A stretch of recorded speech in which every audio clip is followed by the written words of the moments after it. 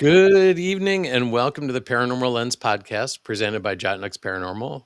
I'm Chad, that's Jamie, and Kirstin is right up there. How are you guys doing tonight? Good. Well, great. First of all, the answer is great. That's good. But we chuckle with that because every time what y'all don't see is behind the scenes before we even get started is the bit of chaos that always ensues of something not working the way it's supposed to or running up the way it's supposed to, and all of a sudden here we are and like, okay, go, and it all works. So yay! Oh, you just jinxed us, Jamie.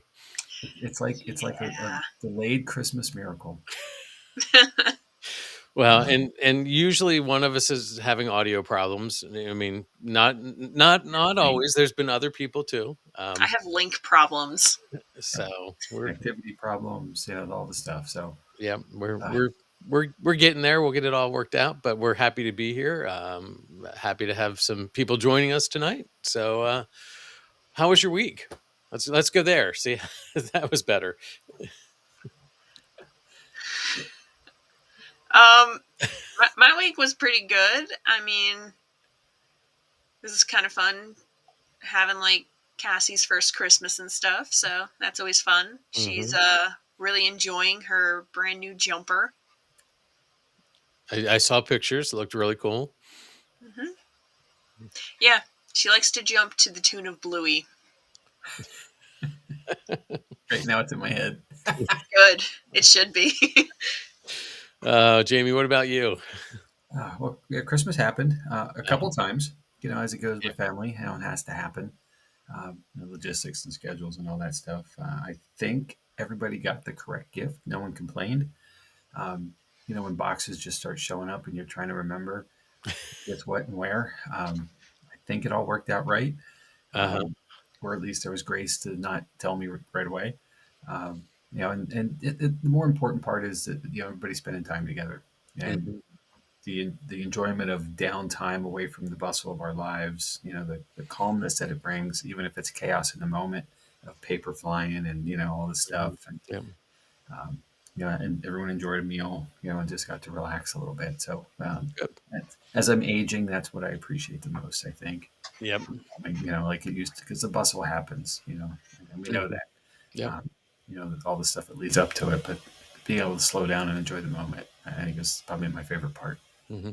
You were talking about getting the right gifts. What you may not have known is Ben comes to some of your Christmas because of the family ties and stuff. Oh, I do know that, actually. You knew that, but Ben got here last Saturday because he was celebrating at my dad's house. So so he's been here, and not all the gifts that he had ordered were going to come in time. So he had them shipped to his brother's house, or so he thought. Right. I've heard this story. Oh, you did hear this? Yeah. So he accidentally put Alex's old address down, and then was not sure how he was going to get the gifts. And there was this whole kerfluffle of when they might actually get here. It all worked out. They got here on time.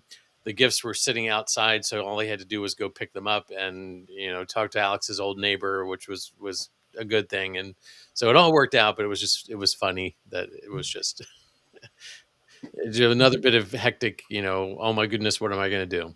Right. So, it's so Ben, right? Exactly. That seems like it. Wasn't there gifts that were sent to his home last year or the year before and back to Pittsburgh? He left without them. Yeah, I think he left them there and had to go back or something. Had to go back, and that's so funny. Yeah, and that's the bustle of all of it. Like there's so much coordination, and especially when you're not at your home, you gotta go somewhere else, and he's hours away. You hear on the eastern side of PA versus Pittsburgh. Yep. And he's like a legitimate, well, I guess you can't call him a porch pirate because he was legitimately taking his own things, but that could go so wrong. Right. Well, taking gifts or packages from someone's porch. So, right. Oh my gosh. Yeah, it's so Ben. So, just laughing at Bert's comment. His comment, another Bert, it says, "Hello, all. A couple minutes late. Must have got caught in a time slip. Haha." I had a good week too. Christmas was just low key, laid back, which is again what I like. We spent the day at my dad's house. celebrated with the kids the day before. Um, you know, Christmas Day. Oh, I'm sorry, you've got muffled real quick there. I leaned away from my microphone again. How dare you? So spent the day with Dad and the boys, and that was really nice. But Sunday, I got to go visit a friend of mine from high school. Haven't seen her probably since she graduated, and she was a couple years ahead of me. But in the last year, we've discovered that we have a lot of commonalities when it comes to the spiritual and paranormal world. And we decided to meet for lunch and talk about things. And we sat and talked for 3 hours. Took a nice trip down to Havre de Grace. I've been there maybe once or twice before. I didn't realize how nice a drive it is and how it's a quaint little riverside town. That's pretty cool. So, Yeah. but that's probably going to turn into an episode down the road.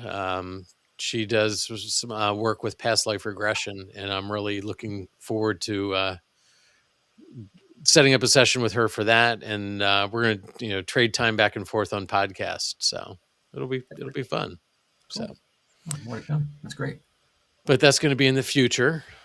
So you know where I'm going with this, right, Jamie? I feel a segue. So I'm going to start tonight. I want to talk about time slips. I'm going to turn the paranormal lens on something we can't actually see, which is time, right? So imagine walking down a familiar street when, without warning, everything changes. The buildings, the people, even the atmosphere feel wrong, maybe out of place. Or imagine time stretching, slowing, or warping around you. Now, that's what the essence of a time slip is. It's a phenomenon that has puzzled researchers and captivated storytellers for centuries. So where should we start? Maybe with a simple question: what is a time slip? According to Psychology Today, time slips are paranormal episodes during which an individual, or sometimes a group, experiences traveling through time without knowing how or why it occurred. At its core, a time slip is an anomalous experience where someone perceives themselves existing in a different time period, past, or less commonly, future than the present moment. These experiences can range from fleeting glimpses to extended encounters where environment, people, and even technology appear to belong to another era. Now, this isn't just deja vu. It's often described as vivid, immersive, and deeply sensory, a shift in temporal reality itself. As I researched time slips, it became clear that not all experiences fit into a single category. In fact, there appear to be two primary types. The first is temporal displacement. This is the more dramatic and widely discussed form. In these cases, individuals report physically experiencing another time. They may see buildings that no longer exist, encounter people from another era, or briefly interact with a world that shouldn't be there. These slips often happen spontaneously, sometimes tied to specific locations or emotional states. It's as if a veil between two time periods momentarily lifts, or a localized tear forms in the fabric of space-time. The second type is temporal distortion. This isn't about traveling to another era, but about time itself behaving strangely. People report moments when time slows down, speeds up, or appears to stop altogether. Seconds stretch into minutes. Events unfold unnaturally fast. These experiences are often accompanied by a sense of detachment, altered perception, or an eerie stillness, like the universe's clock temporarily malfunctioned. Maybe to truly understand time slips, we should try to define time itself. And that should be easy, right? Well, Merriam-Webster defines time in two key ways. First, as the measurable period between during which an action or process exists, what we often call a duration. Second, as a non-spatial continuum measured by events moving from past to present to future. That clears everything up, right? So, as our good friend Ron Iacovetti often says, time is a human construct. As humans, we like to define, measure, and organize everything around us. One rotation of the Earth became a day, but once we noticed cycles of light and dark, we needed smaller divisions. According to ABC Science, which interviewed Dr. Nick Lom, consultant curator of astronomy at the Sydney Observatory, our 24-hour day traces back to the ancient Egyptians. They divided daylight into 10 hours using devices like shadow clocks, then added a twilight hour at the beginning and end. Nighttime was divided into 12 hours based on star observations. These used a system of 36 star groups called decans, which each rising roughly 40 minutes after the last. Tables were created to help people tell time by watching the stars, some of which were even found inside coffin lids, presumably so the dead could also keep track of time. Not sure why, but we won't question it too much. Interestingly, these hours weren't equal. Daytime hours were longer in summer and shorter in winter, with nighttime hours being opposite. Eventually, this evolved into the equal 24-hour day we know, the 24-hour day that we know today. But what about hours and minutes? For that, we can thank the ancient Babylonians. They favored a base 60 numerical system, which is why hours and minutes are divided into 60 segments and why a circle has 360 degrees. Thankfully, we didn't adopt their idea of dividing the day into 364-minute segments called oosh. And I'm equally grateful that Swatch's 1998 attempt at internet time, which split the day into 1,000 beats, each lasting 1 minute and 26.4 seconds, never caught on. Just imagine trying to read that watch. So now that we sort of understand time, let's talk about time slips themselves. Using the scientific method, time slips remain unexplained, and that places them squarely within the realm of parapsychological research. Several theories attempt to explain what might be happening. One familiar idea is residual energy. Much like residual hauntings, this theory suggests that strong emotions or significant events can leave an energetic imprint on a location. These imprints may occasionally replay, allowing people to perceive moments from the past. In the case of time slips, it's almost as if the observer isn't just watching the recording, they're pulled into it. Another explanation leads towards psychological phenomenon. Skeptics argue that memory distortions, stress, vivid imaginations, hallucinations, or misinterpretation of sensory inputs could account for these experiences. However, the consistency of details across independent accounts makes a purely psychological explanation difficult to accept for everyone. Then there's quantum physics, with its concept of superposition and entanglement.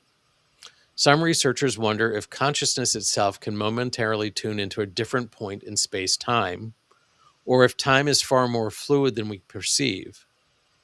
This idea often overlaps with multidimensional reality theories, which suggest we may be glimpsing parallel timelines or alternate realities. If every choice creates a new path, perhaps those paths occasionally intersect. Another possibility comes from general relativity and space-time curvature. Einstein showed us that space-time can bend. Theoretical structures like wormholes or closed time-like curves could at least mathematically allow movement between different points in time. Finally, there's the block universe theory. This view proposes that past, present, and future all exist simultaneously within a four-dimensional structure. Under this model, a time slip isn't travel, it's perception, a brief accidental glimpse into another section of the block that already exists. It's a difficult concept to wrap your head around, but an intriguing one nonetheless. So this covers several possibilities when it comes to temporal displacement. What about temporal distortion? Why does time sometimes feel like it slows down, speeds up, or stops altogether? One explanation comes from neuroscience and psychology. According to Psychology Today and research who study perception and memory, temporal distortion often occurs during moments of heightened emotion, fear, stress, awe, or extreme focus. In high adrenaline situations, the brain takes in far more sensory information than usual. That increased intake makes the moment feel longer when we remember it, even though time itself never actually changed. In other words, the brain doesn't slow time down, it records more of it. I can relate to this from my own technical work experience. In analog audio recording, especially on 2-inch tape, multiple recording heads capture information across the width of a tape. When the tape runs at a higher speed, it records more detail and higher quality, but it also uses more tape. If you then play that recording back at the original slower speed, everything sounds stretched out and slowed down. Now apply that idea to reported experiences of temporal distortion. During moments of fear, shock, or intense focus, it may feel as though time itself has slowed down because our minds are recording more detail, like running the tape faster. When we play back the memory, the experience feels longer, deeper, and more vivid than our normal moments in our lives. Neuroscientist Dr. David Eagleman, who has extensively studied time perception, explains that the brain doesn't measure time like a clock. Instead, it reconstructs time based on memory density. The more information recorded during an event, the longer that event feels in retrospect. That's why accidents, near misses, and life-threatening moments are so often described as happening in slow motion, which sort of makes sense. But here's where it becomes interesting for time slip research. Many people who report temporal distortions also describe environmental changes, unusual silence, altered lighting, missing sounds, or feeling of being out of sync with everything around them. These elements go beyond internal perception and raise the question, are we only experiencing a neurological effect, or are there more moments the first step toward, or are these moments the first step towards something more, something that under the right conditions could become a full time slip? Another factor may be altered states of consciousness. Studies published in the journals such as Frontiers in Psychology suggest that meditation, disassociation, and sensory deprivation, fatigue, and even deep concentration can disrupt the brain's internal timing mechanism. When attention is turned inwards, it becomes hyper-focused. The brain's normal sense of temporal flow can fragment. From a psychological standpoint, changes in neurotransmitters also play a role. Dopamine, which regulates attention and expectation, have been shown to influence how we perceive time. According to research cited by Scientific American, increased dopamine levels can cause time to feel as though it's speeding up, while decreased levels can make it feel slower or stretched. Then there are environmental and physical theories that move beyond psychology. Some physicists speculate that strong electromagnetic fields, geological stress zones, or gravitational anomalies could influence human perception. While there is no direct evidence that these factors alter time itself, researchers studying the anomalous experiences note that many temporal distortion reports occur in specific locations, often the same places associated with hauntings, UFO sightings, or other high strangeness phenomenon. This brings us to more speculative ideas. In theoretical physics, time is not necessarily constant everywhere. Einstein's theory of general relativity demonstrates that time can dilate under extreme conditions, such as high gravity or velocity. While we aren't experiencing black hole level gravity, some researchers wonder if localized space-time fluctuations, however small, could subtly affect human perception under the right conditions. So whether temporal distortion is the result of brain chemistry, altered consciousness, environmental factors, or something we don't yet understand, one thing remains clear. Our experience of time is far less stable than we like to believe. And if time itself can bend, at least in our perception, then maybe a full time slip isn't as impossible as it sounds. So that's a lot of theory with some speculation thrown in for good measure. So, but what about some experiences? There are several things that have been documented, and I'm going to share a couple of them because we didn't want to turn this into a Steve Dills episode and go 2 hours. But I'm going to share a couple of them, and I'm going to share some personal experiences from two friends. One who said she's never been asked before, so she'd never shared this information. So, first time putting this out there. The first experience I want to talk about goes back to 1901, and it is referred to as the Moberly Jourdain incident.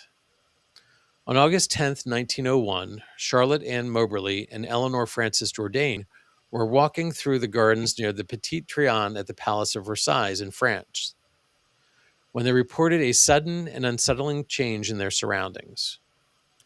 According to later accounts, the atmosphere appeared altered, the lighting felt unusual, and the area was unusually quiet, and the people they encountered did not resemble the contemporary visitors. They described individuals wearing clothing that seemed consistent with the late 18th century and not the early 20th. Both women reported sensations of dizziness, detachment, and unreality, describing the environment as artificial or stage-like. They believed they had experienced a form of temporal displacement, concluding that the setting corresponded to the period surrounding the French Revolution. In 1911, they published their experiences anonymously under the pseudonyms Elizabeth Morrison and Frances Lamont in a book titled An Adventure. In the book, they suggested that what they had experienced may have been a residual replay or an impression connected to August 10th, 1792, the day that Tuileries Palace was stormed, making a decisive collapse of the French monarchy. The case gained further attention because several details described in An Adventure, including a small footbridge, specific path alignments, and features of the garden layout, were later shown to correspond with historical maps and records from the late 18th century. Many of these features no longer existed by 1901 and were not commonly available to the normal population. They weren't printed in guidebooks or anything like that. So the Moberly Jourdain incident remains one of the most frequently cited historical cases in time slip research, often referred in discussions of temporal displacement, residual environment memory, and altered states of perception. From France, we're going to move a little bit closer to home, and we've talked about this one before. This is the Gettysburg College elevator incident. Late one night at Gettysburg College, two administrators were finishing up paperwork on the 4th floor of Pennsylvania Hall, one of the campus's oldest buildings. When the work was done, they headed to the elevator, ready to go home. The corridors were dark, the few lights flickering. They stepped into the elevator, one pressing the button for the 1st floor. But as the elevator creaked downward, it didn't stop at the 1st floor. It continued to the basement. When the doors opened, the basement they expected was gone.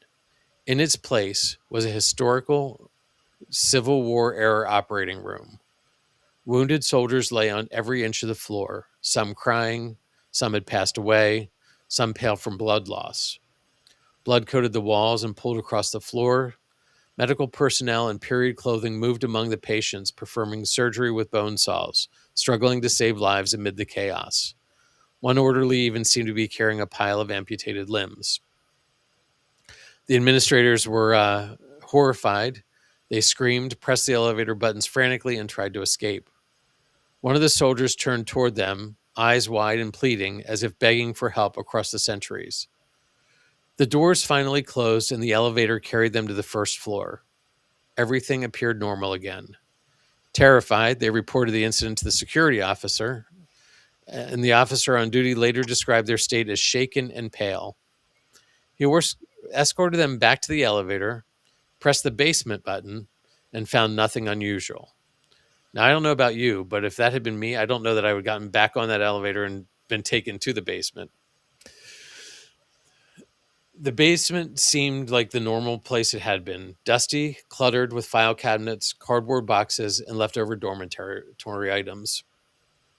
The two women never explained what they had seen, how they experienced it, and the elevator had returned to its mundane mechanical rhythm, but the memory of the scene, vivid and horrifying, stayed with them forever. Now, here's an example of a temporal distortion that happened at Booby's Brewery to a friend of mine. And I'm recalling this because she told me about it several years ago, and I didn't get a chance to catch up with her about it on this episode, so I'm recalling what we had talked about. She was investigating on the art gallery level, and that's the floor between the first floor and the catacombs. She and one or two other investigators were conducting a session while the rest of the group explored upstairs. After what felt like just a few minutes, they decided to head upstairs to rejoin everyone. When she arrived, the others asked if anything had happened while they were down there. Confused, she asked what they meant. They explained that she had been on the art gallery level for a long time, about 30 to 40 minutes.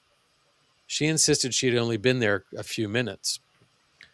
None of the group had any recollection of the time that time had supposedly passed, leaving them all puzzled by the sudden distortion of time.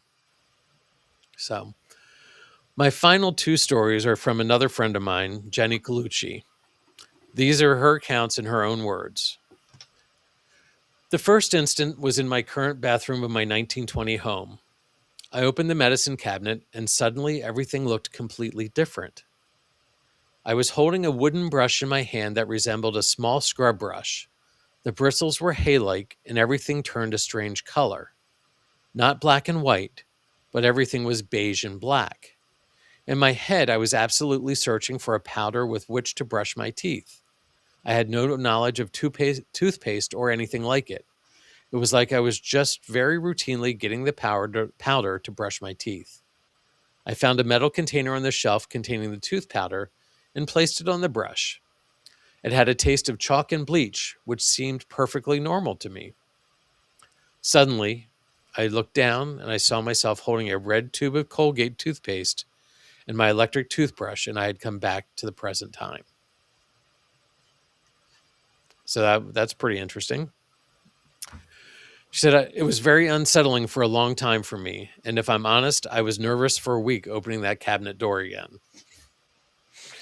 The second instance was a very similar, only this time I was sitting at a table when literally the world in front of my eyes became a different world, completely as if someone had pulled a film screen down in front of my eyes. And I was actually moving this time through a type of market. This time, the colors were normal. There were flowers for sale, and bread and other wares, and people riding horses. I was walking through the market, and as I looked down at the ground, I saw I was wearing a long skirt that had small green flowers on it and scuffed boots on my feet. I saw myself kick the skirt out as I walked, and people passed by me wearing clothes that looked normal to me, but now I know they were maybe from the late 1800s. And I was holding some type of basket and greeting people when just as suddenly it was as if I blinked and I was back at my kitchen table. That was incredibly real, as if I was actually there, not like a vision. That's the difference, I think, between feeling as if something is in your head and feeling like you've actually been somewhere else. And that's where she wraps things up. Now, both of these experiences share something important. They weren't dreams. They weren't imaginings. And they weren't distant memories or vague impression. In each moment, the world didn't feel observed. It felt inhabited. In the bathroom, the act was just ordinary and automatic. No fear, no confusion, just routine. Until the present snapped back into place. In the second experience, the shift was wider, more immersive. There was movement, interaction, texture, weight, a skirt brushing against legs, boots against the ground, a basket in hand. And in both cases, there was no awareness that anything was wrong until the moment had ended. That may be the most unsettling part of these accounts. During the experience, nothing felt unusual. The mind accepted the environment completely, as if it belonged there. It wasn't like watching a scene play out. It was like stepping into a life already in progress. Whether these moments were examples of temporal distortions, brief displacements in time, or something happening entirely within the way consciousness interacts with reality, they challenge one basic assumption we all carry: that time is stable, fixed, and always moving forward. If even for a few moments that assumption can break, if the present can thin or overlap, then time may not be the solid structure we believe it to be. It may be layered, fragile, and far more subjective than we're comfortable admitting. And maybe that's why these experiences linger, not because of what's seen, but because of what they suggest, that the line between now and then isn't always as clear as we think. So that leaves us a little bit to talk about. Let me cite some sources before we move on. First one is Psychology Today, US/blog/where physics meets psychology /202201 / time slips the multiverse in you. www.abc.net.au /science/articles/2011. And there's a whole bunch of things. I can put it up. That one's going to be hard to read. Eagleman.com /time in the brain or what's happening in the Eagleman lab. www.scientificamerican.com /article /time slows down when we see something memorable. www.nature.com /articles S41598-022-25573.9 and www.michellegargulio.com blog the time traveling Moberly Jourdain incident. Also Gettysburg College reference materials as well. So that's what I got to say. What do you guys think?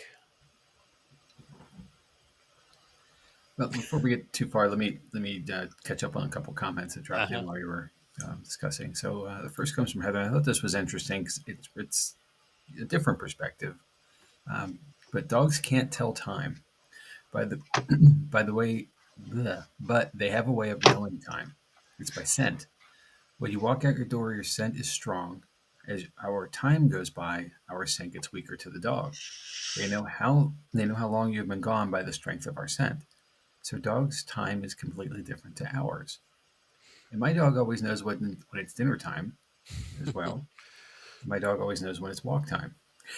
So they can tell time. I'm swearing it. They can, but yes, but if you change up the habit, like my dog knows when somebody gets home, they're going to go out. But if we leave for 10 minutes and come back, they expect that it's time to go out. Yes, agreed. It's a routine. So that one's interesting. It is. I thought so too. And then Bert has a comment as well here. There we go. Sometimes I feel I am living in a time slip, ahead of the time I should be. Almost like I'm remembering a past life and often feel I don't belong in this time. Oh. I want to comment on that as well. So I have had this experience for as long as I can remember where I feel like something has just happened that has already happened to me before. And I think that relates to what Bert's saying as well. Never having been to a place, never having had an experience that occurred, but I feel like I've already done it somehow before. And it's a little off-putting and a little, just weird. Not a time slip because nothing has changed to me. Right. But I feel like I've already done it somewhere before. So and is that what do you consider that what people would consider a deja vu experience? I think that's the term I want to use, but I don't know that it's the correct way of saying it. But yes. Because I've experienced that as well. It's like I've been here, I've done this. That's. I've experienced deja vu a lot. Mm-hmm. Yeah. Or I will have I can't call it a premonition because I don't not because you're insensitive or unsensitive. Yeah, I'm unsensitive. Yes, exactly. We've established that. But I will have the sense of something, like a visual of something, and then somewhere down the line it happens. So not quite the same as I just described the moment I would be in, but at some point, whatever that is comes to be. And I'll be honest, there are times when I'm sure I'm dreaming. So that's weird. But there are times when I'm very vividly awake as well, but I have that sense of something, and then later it comes to be as Mhm. visioned or as perceived.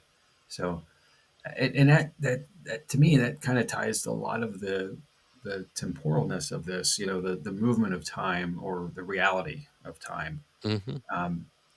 It there may be curves, and how you take two roads parallel and they both curve the same way. You see the other people, you can see the other road that's right there.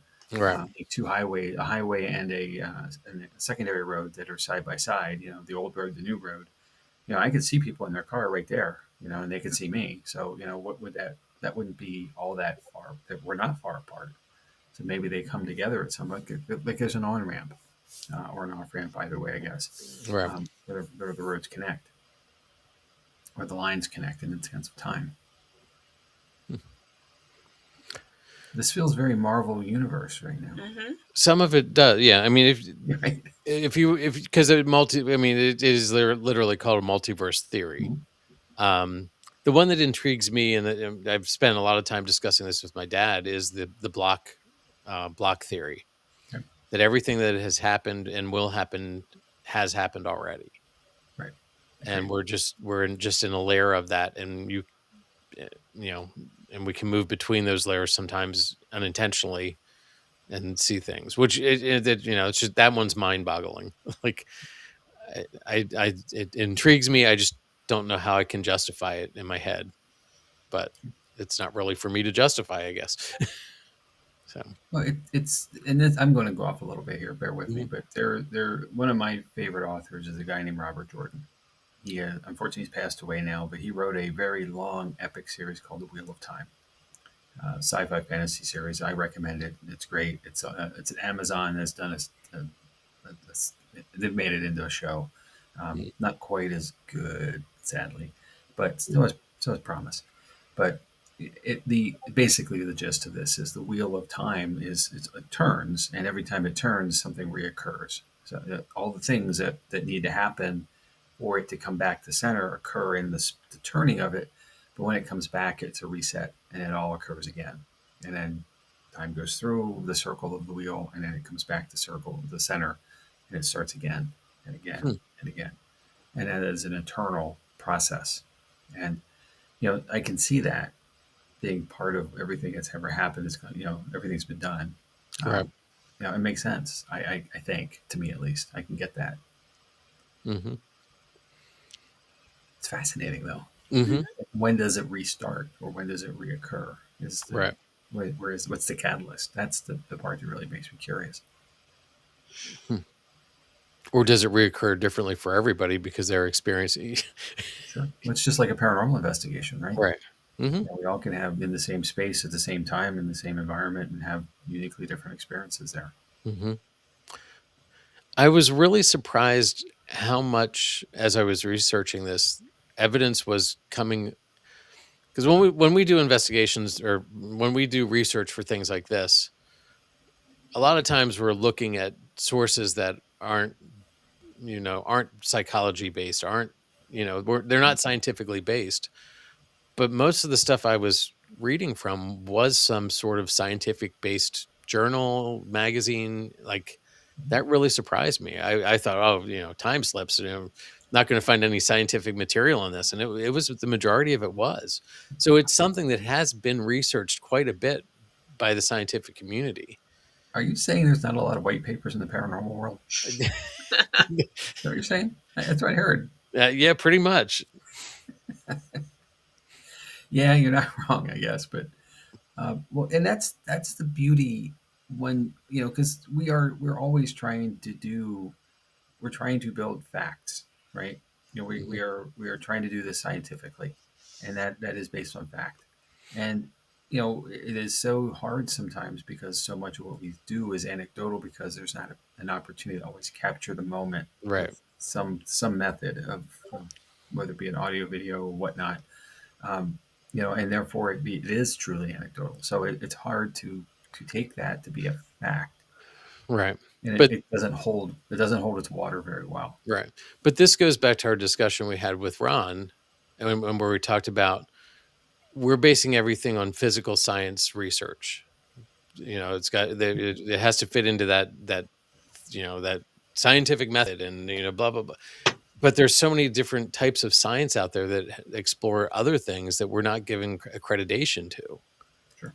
And that's, I think we need to start exploring some of the other types of science, and letting them come through, and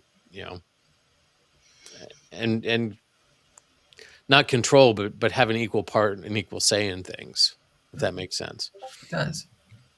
So I found the some of the references to the temporal slowing down of time, like that. I found that really interesting about what the brain does in high stress situations, and I never thought about it, but it really does make a lot of sense. And why, like when you're in an accident, or like that I mean, things seem to happen in slow motion. We've all been there. It's like, but we still can't change it, even though it feels like it's happening in slow motion. But it makes so much sense. Your brain is processing so much, it remembers it in a different way, which begs the question: are we experiencing things, or are we just experiencing memories all the time? Are we remembering what Right. Maybe it's because we're in a matrix. Maybe. What's that? We're in a matrix. Maybe that's it. Yeah. So I'm sorry, Kirstin, I cut you off. I apologize. No, you're good. No, I was agreeing. This is a subject that's really fascinating to me. I honestly would love to experience a time slip. Like, yeah, I've had moments of deja vu and stuff, but like to almost feel like going back in time with some memories, I would love to experience that. Mm-hmm. Well, yeah, and I agree, especially with as much as I like history, to be able to jump back to a certain, and I don't want to travel, time traveling, but just to jump back for a second and experience it would be cool, or a few minutes, but I don't want to go there. So well, there's a lot of stories about time travel, right? And the idea is grand, because you get to be in the moment of all the key things of history. But in the same way, you don't fit there. So that idea that was brought into some of the earlier part you were discussing, especially the early story of the time slip in France, that sounds like it's that visitor who doesn't belong there. So I mean, this is I'm getting weird here. Bear with me, but weirder than usual. But maybe there is somewhere in our future there where we figure it out, and someone is coming back, or people are coming back at times and popping in places where they don't belong, and perhaps they're trying to fit in but missing where they're supposed to go. So the out of place people, who are French Revolution versus the early 1900s, they were aiming for there, but they dialed wrong. right. They landed in 30 years sooner, earlier than they intended to be, or something in that sense. That's fascinating. That's speculation, and it's very loose to even say that. But what if that is the case? And there is some advantage we learn later in life, in the world, in time. There we go, using time as a reference, but that's fascinating. And I'm sure we've all seen the images, pictures of like an older picture that there looks like there's a cell phone in the picture. Yeah, like that always pops up. And these days it's really hard to tell if that's an AI generated thing, or if it's a real picture or not. So I don't put a lot of credit to anything like that. But has it happened? Like, there's plenty of stories out there. It's just, it's mind boggling, and it's really cool. I agree. And I'll pull this in here quick. Bert said he was going to say Matrix as well. So Uh-huh. I'm not wrong. Bert agrees. So I noticed that nobody said road trip on this one though. Road trip. It's more of a time trip, right? Uh-huh. Yeah. Well, speaking of road trips, so I kept coming to my mind as well. So there was a point in my younger working career, where I had a retail job. I was a manager. I had to go to the bank every day, and the bank was one exit away. So I had to literally drive like a mile down the highway, hop off, take a left, go to the bank, right? So in doing that, I would find myself often two exits away before I realized where I was. Now, I had every good intention, and I would say to myself, "You have to get off this exit." And Uh-huh. by the time I got to that exit, I was passing it. And that's not the same to say, but in the sense of being like we do to ourselves sometimes get distracted. Like there's so much other things that we're pulling through, Hmm. processing, all the stuff that we are, and all of a sudden something's past us. Hmm. So I don't know where that lands here, but in the sense of high stress or Right. distractions, things like that. We have more distractions now than ever before, Hmm. right? And this was early '90s versus now, so 30 years ago and whatnot. Um, Not nearly as many things. Maybe my favorite song was on the radio. Who knows? Right. But it happened time and time and time again. It Right. happened once a week, easily for probably a year. Right. Uh, Well, yeah, and the human mind is not set up to multitask. mm, And we try to do that all the yeah, time, but it's like if you think about it, you can only handle one task at a time. So when you're driving, if you're thinking about something else, driving past an exit is really easy to do. And is so that one I can sort of see. But yeah, like we're just not set up to multitask. yeah. Well, people say they're good at multitasking. I say back, it means you're good at not doing two things well. Hmm. Can't do it. Yep. I agree. So yeah, I found Jenny's stories interesting. Yeah. Um, Most people don't get one experience, and here she's got two. Yeah. That's an embarrassment of riches, if you will, yeah. um, in a really interesting way. Hmm. And I'm not sure which one of her stories intrigues me more. I think probably the second one where she actually like felt like all the was so involved in walking and felt the skirt, and that just seems pretty cool. That one's Yeah, definitely my favorite out of the two.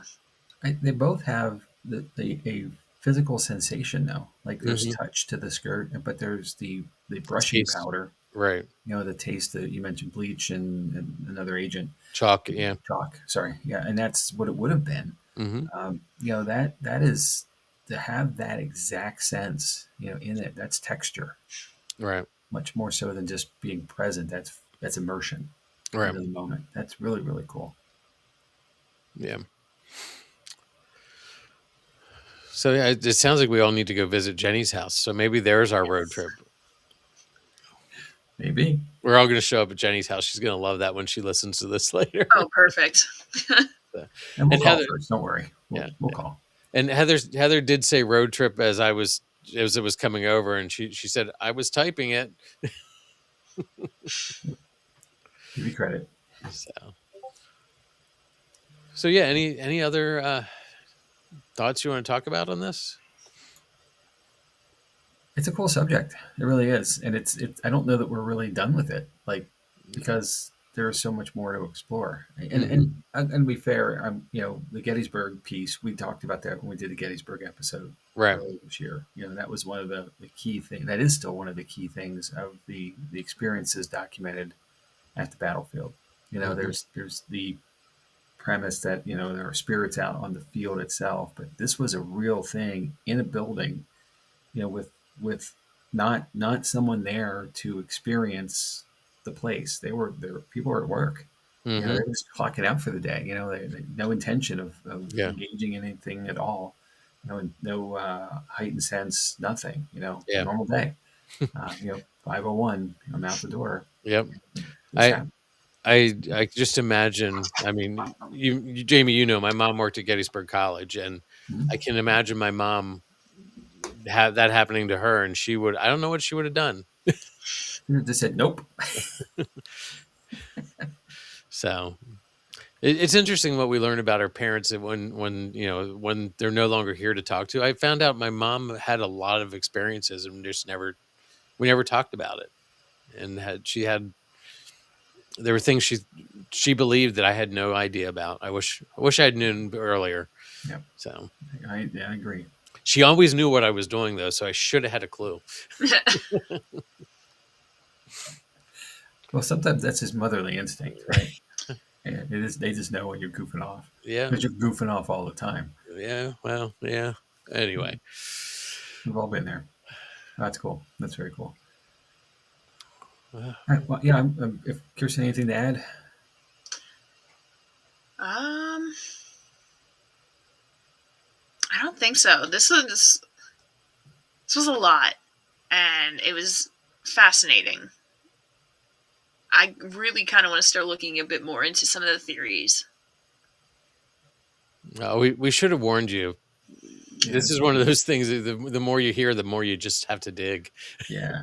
I want to dig into this one more.